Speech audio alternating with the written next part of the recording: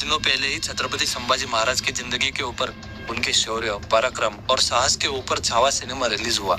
इस फिल्म की वजह से संभाजी महाराज का इतिहास पूरी दुनिया के सामने उजागर हुआ।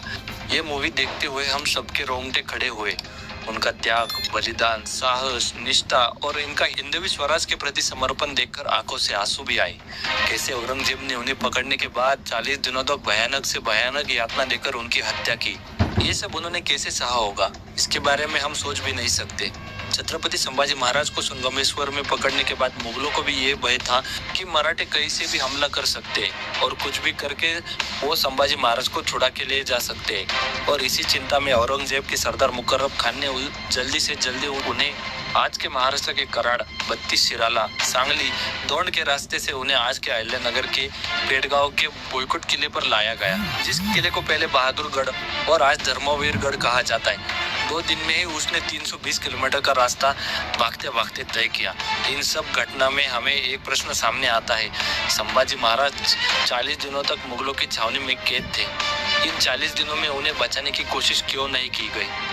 वैसे देखा जाए तो लाख मर जाए लेकिन लाखों को चलाने वाला जिंदा रहना चाहिए, ये सोच मराठों की होती थी। शिवाजी महाराज को बचाने में भी हर किसी ने अपनी जान दी थी, लेकिन शिवाजी महाराज को कुछ नहीं होने दिया। लेकिन संभाजी महाराज को क्यों बचाने नहीं आया कोई? मात्र 200-300 की सेना लेकर लाखों की मुगली फौज को काटने वाले मराठे संभाजी महाराज के समय कहाँ थे? इतने शूरवीर मराठा सरदार कहाँ थे? ये सवाल सबके मन में आता है। सबने साथ मिलकर औरंगजेब पर हमला क्यों नहीं किया?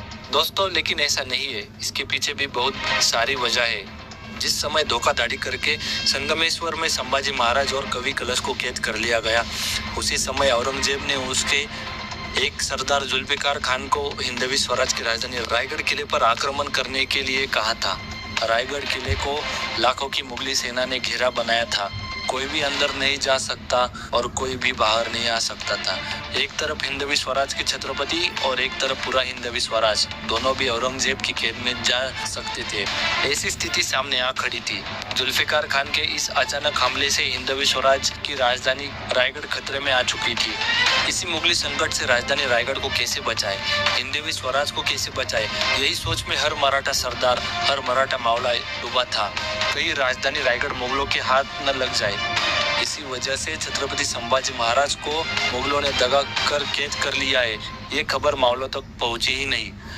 इसका दूसरा कारण ये भी है कि औरंगजेब संभाजी महाराज को पकड़ते ही उसने लाखों की फौज भेजकर मराठों को जगह जगह नाकाबंदी करके घेरना शुरू किया था। जिस रास्ते से संभाजी महाराज को औरंगजेब तक लेके जाना था, उस रास्ते में लाखों की मुगलाई फौज खड़ी कर दी थी। इसी वजह से कोई भी मराठा सैनिक इस रास्ते पर पहुंच ही नहीं पाया। इसकी सारी तैयारी औरंगजेब ने पहले से ही कर रखी थी। एक तरफ पूरा हिंदवी स्वराज और दूसरी तरफ इसी हिंदवी स्वराज के छत्रपति। ये ऐसी 2 घटनाएं साथ में आएगी, ऐसा कभी किसी ने सोचा भी नहीं था। संभाजी महाराज को छुड़ाने के लिए जाए तो रायगढ़ किला जा सकता है, वही रायगढ़ को बचाने जाए तो छत्रपति जा सकते हैं। करे तो करे क्या? ये सिचुएशन में पूरे मराठा सरदार खड़े हुए थे।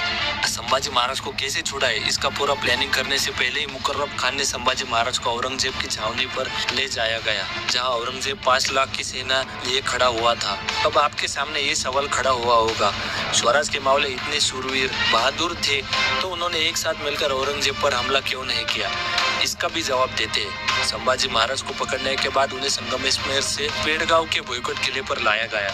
ये किला जमीन पर होने से उसके आसपास कोई भी पर्वत या छोटी पहाड़ी नहीं है। ये पूरी की पूरी सपाट जमीन होने से और उस पर 5 लाख की मुगली सेना होने से मराठों को उन पे सीधा हमला करना मुमकिन नहीं था। मराठा सैनिकों की सबसे बड़ी ताकत थी गनिमी कावा यानी गुरिल्ला वॉर, लेकिन खुले मैदान में इस ताकत को आजमाना संभव नहीं था। 30-40 हजार की फौज को 5 लाख की सेना के सामने खुली जगह हमला करना आसान नहीं होता है। वही रायगढ़ किले पर हुए हमले से भी मराठा फौज को 2 हिस्सों में बंटना पड़ा, जिसमें मराठों की ताकत और कम हुई।